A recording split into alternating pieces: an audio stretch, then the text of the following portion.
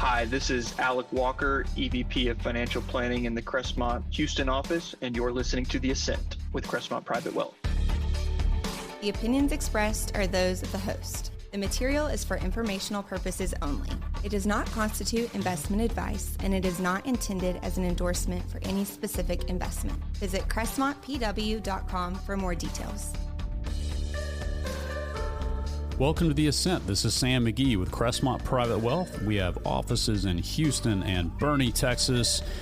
And today we are going to be talking a little bit about the investment philosophy that we have at Crestmont Private Wealth. I think this is something that we articulate quite a bit with our clients as they are onboarded as clients. And then sometimes periodically we talk about this again with those in the community, or perhaps even just a refresher for clients when we go through maybe a tumultuous market, or if there's a big life event. They kind of want to understand where we stand on things. So I'm going to walk through what it is like to be a quote-unquote client at Crestmont Private Wealth and what that investment philosophy is like specifically.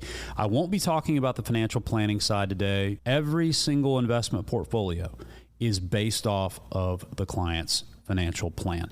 So important to understand that. It's not a cookie-cutter process. Everyone has a different life situation, different unique needs. So you can't just kind of serve up a one-size-fits-all. So let's start with investment philosophy. And, you know, when I hear the word philosophy, you know, it sounds vague. It sounds almost like, gosh, I'm not going to get anything worth anything that he's talking about here. When I hear the word investment philosophy, it kind of sounds almost too subjective. You know, I think that when people hear that, it's kind of like, oh gosh, I'm going to have a sales pitch. No, this is what I want to share. I want to share philosophy, and that is what I consider policy, the approach, the structure, the framework that we think about as investors. And the very first tenet of that is that we are long-term investors. What does that really mean? What does long-term mean? Again, could be subjective. Long-term to my 13-year-old could be 5 minutes. Long-term to a 90-year-old could be a century, right? So when we think about long-term, we actually think about beyond a business cycle. And the typical business cycle is going to be 7 to 10 years on average, usually. Long-term, we're really talking about decades, decade plus, right? So if you're sitting here, you know, listening to this and you're thinking about investment philosophy and you think, well, wait a minute, when I'm investing, I might be investing for something that's happening in 5 years. That does not mean that you're not a long-term investor. It simply means that a component of your allocation, a component of your portfolio needs to be earmarked for that 5-year time horizon. And at Crestmont, that is part of our philosophy, is doing what is called asset liability matching, which is really just kind of like matchmaking. I mean, when you think about an obligation in the future, well, you have to fund it. You're going to fund it with something that ideally is going to be there at a somewhat predictable amount. And the more you get into equities and the more you get into investment, the more you get into risk. So something on the lower end is probably going to be asset liability matched with something a little safer, perhaps, you know, a CD, a treasury, you know, a cash equivalent instrument. But back to the philosophy, we are long-term investors as a first tenet. And that also matters because we are not market timers. So we're not trying to decide, is the market going to go up tomorrow or going to go down tomorrow? We're not trying to time prices. What we're looking for is sustainable process that can be put around a portfolio to invest for clients so they have a better chance of a good outcome. And so what does that process look like?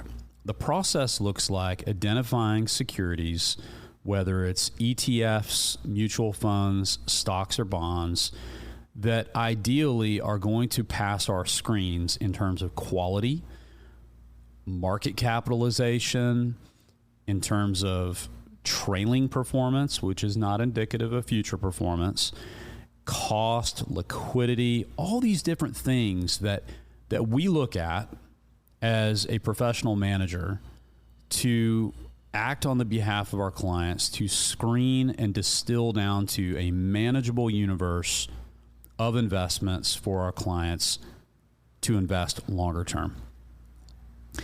And so we're not looking at whether a share of ABC or XYZ has gone up or down one day, and is it a good purchase or a bad purchase one day to the next.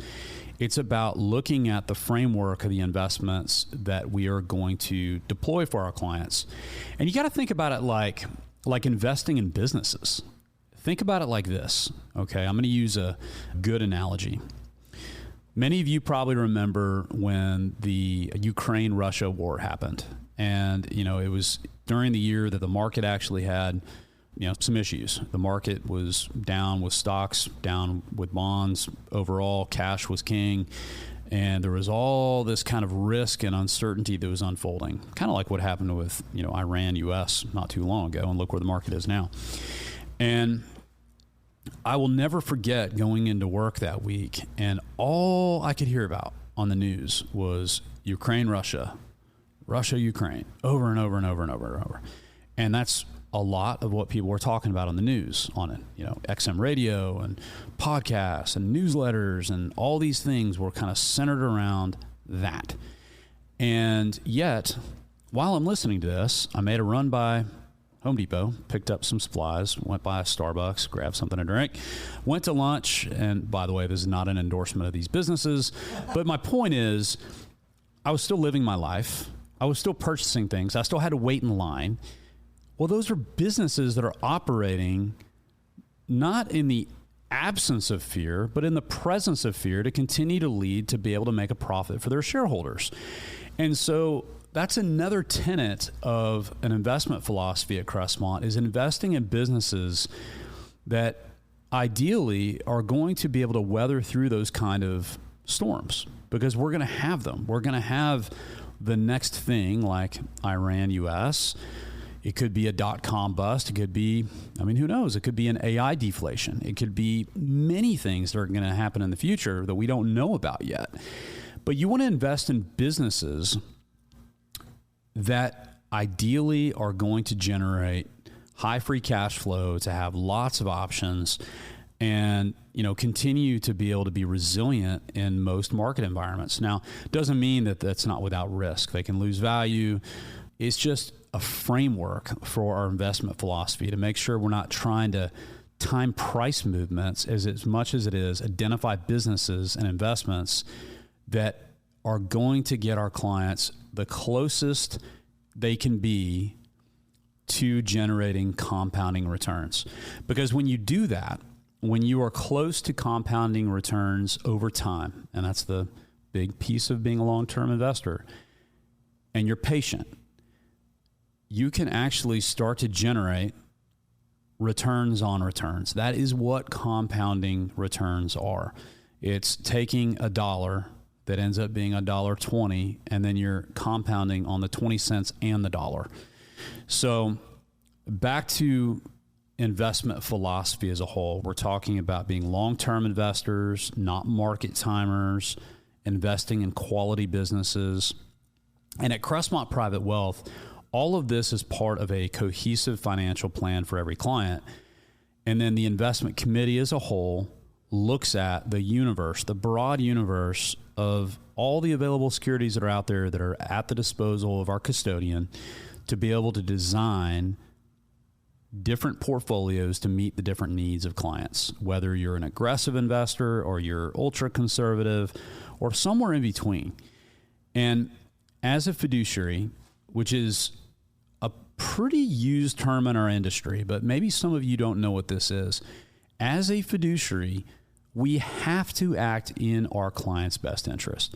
So what that means is, as we're evaluating these different investments, we're not picking one because they're going to send us on a trip to the Bahamas, or because, my long distant uncle works there, or because I like their brand. And no, it is a pretty ruthless process in which we screen and scrutinize each investment and do that on an ongoing basis to make sure it's the most appropriate for our clients.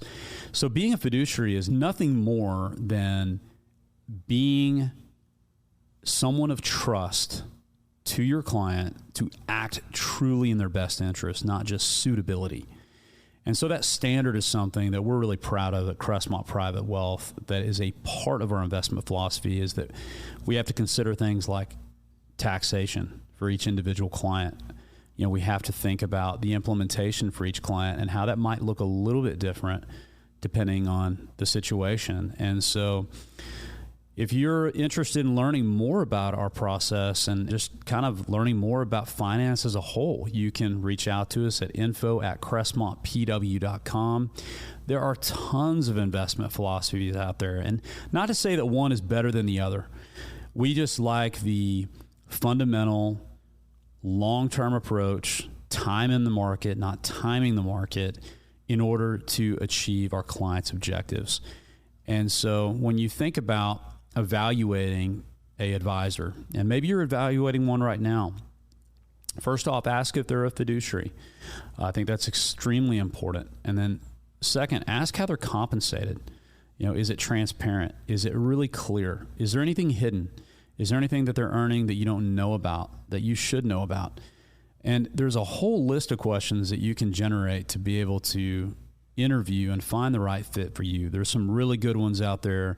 We just happen to be one of many out there, but we're building a brand here in Houston and Boerne, Texas, that we're extremely proud of, and a white glove service for those that are high earners and are high net worth, typically $1 million in liquidity and up. I hope that you've enjoyed hearing a little bit about philosophy. I didn't get too technical today, but I think it's important that people understand it's not about, trying to time the market and get in when it's low and get out when it's high. It's really about thinking about investing as if you're investing in businesses. And if you think about it that way and you have a mind shift by hearing this today, I hope I've accomplished that. Hope you have a wonderful weekend, and God bless.